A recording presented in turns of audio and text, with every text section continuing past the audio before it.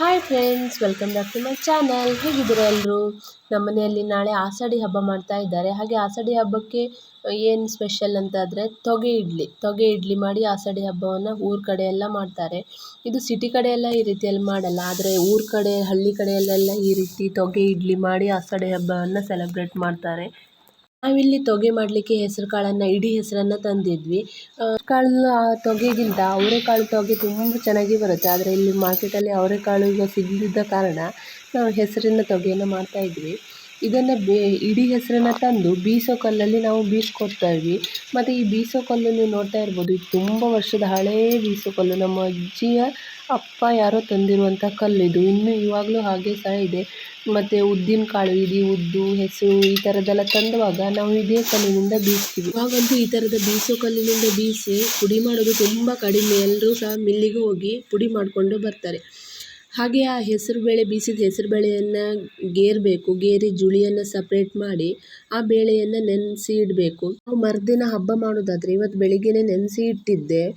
ಸಂಜೆ ಅದನ್ನು ಚೆನ್ನಾಗಿ ತೊಳೆದು ಒಂದು ಚೀಲದಲ್ಲಿ ಹಾಕಿ ಕಟ್ಟಿ ಇಡಬೇಕು. ನಾವು ಯಾವ ಚೀಲ ಯೂಸ್ ಮಾಡಬೇಕಂದ್ರೆ ನೀರು ಅದರಲ್ಲಿ ನಿಂತ್ಕೋಬಾರ್ದು, ನೀರು ಹೀರಿ ಕೆಳಗಡೆ ಬೀಳಬೇಕು. ಆ ಥರದ ಚೀಲದಲ್ಲಿ ಹಾಕಿ ನೈಟ್ ಪೂರ್ತಿ ಕಟ್ಟಿ ಇಡಬೇಕು. ಹಾಗೆ ಇವತ್ತಿನಿಂದ ಆಷಾಢಿ ತಿಂಗಳು ಸ್ಟಾರ್ಟ್ ಆಗಿರೋದ್ರಿಂದ ದೈದ ಮನೆಯಲ್ಲಿ ಲಾಸ್ಟ್ ಪೂಜೆ ಮಾಡಿ ದೈದ ಮನೆಗೆ ಬಾಗಿಲು ಹಾಕಿ ಬಿಡ್ತಾರೆ. ಮತ್ತು ಇನ್ನು ನೆಕ್ಸ್ಟ್ ಸಂಕ್ರಾಂತಿ ಬಂದ ತಕ್ಷಣ ಬಾಗಿಲನ್ನು ಓಪನ್ ಮಾಡ್ತಾರೆ. ಅಲ್ಲಿ ತನಕ ಯಾವುದೇ ರೀತಿ ಪೂಜೆ ಅಥವಾ ಮಂಗಳಾರತಿ ಏನೂ ಸಹ ಕೊಡೋದಿಲ್ಲ. ಆಷಾಢಿ ತಿಂಗಳಲ್ಲಿ ದೈದ ಮನೆ ಬಾಗಿಲು ಹಾಕಿದರೆ ನೆಕ್ಸ್ಟ್ ಸಂಕ್ರಾಂತಿ ಬಂದವಾಗ ಬಾಗಿಲು ಓಪನ್ ಮಾಡಿ ಪೂಜೆಯನ್ನು ಮಾಡ್ತಾರೆ.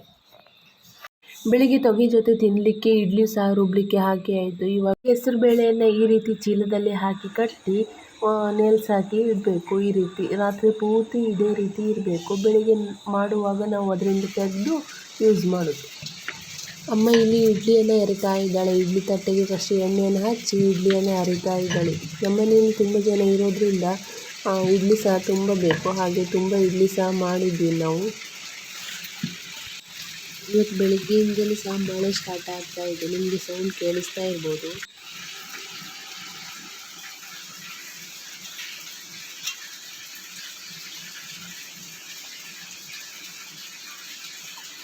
ಎರಡು ಒಲೆ ಇರೋದ್ರಿಂದ ತುಂಬ ಬೇಗ ಅಡುಗೆ ಮಾಡ್ಬೋದು. ಒಂದು ಒಲೆಯಲ್ಲಿ ಇಡ್ಲಿ ಬೇಯ್ತಾ ಇದೆ, ಹಾಗೆ ಇನ್ನೊಂದು ಒಲೆಯಲ್ಲಿ ತೊಗೆ ಮಾಡಲಿಕ್ಕೆ ನೀರು ಕಾಯಿಸಲಿಕ್ಕೆ ಇಟ್ಟಿದ್ದಾರೆ.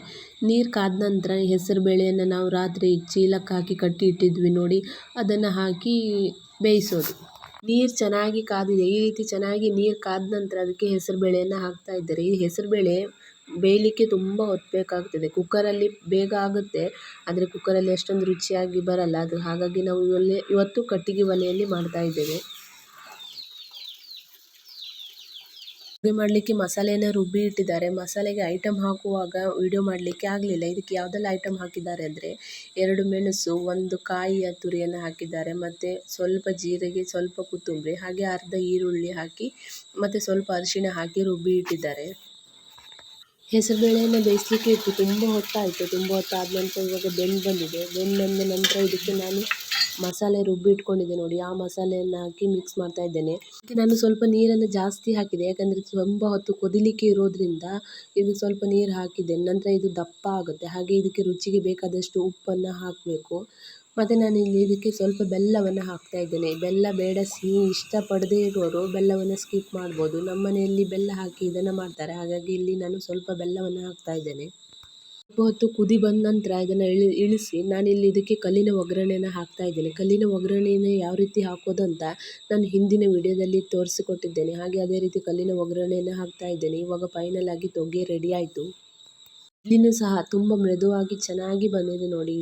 ಇಡ್ಲಿ ಜೊತೆ ತೊಗೆ ಹಾಕೊಂಡು ತಿನ್ನಲಿಕ್ಕೆ ತುಂಬ ಮಜವಾಗಿರುತ್ತೆ. ಹಳ್ಳಿ ಕಡೆಯಲ್ಲಂತೂ ಏನಾದರೂ ಸ್ಪೆಷಲ್ ಅಡುಗೆ ಅಥವಾ ಹಬ್ಬ ಮಾಡಿದರೆ ಹಿರಿಯರಿಗೋಸ್ಕರ ಹಾಕಿ ಇಡೋ ಶಾಸ್ತ್ರ ಇರ್ತದೆ.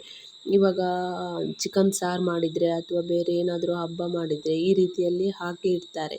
ಒಂದು 3 ಬಟ್ಲು ಅಥವಾ 5 ಬಟ್ಲು ಈ ರೀತಿಯಲ್ಲಿ ಬಟ್ಲಿಗೆ ಹಾಕಿ ಅದನ್ನು ಹಾಕಿ ಇಡ್ತಾರೆ.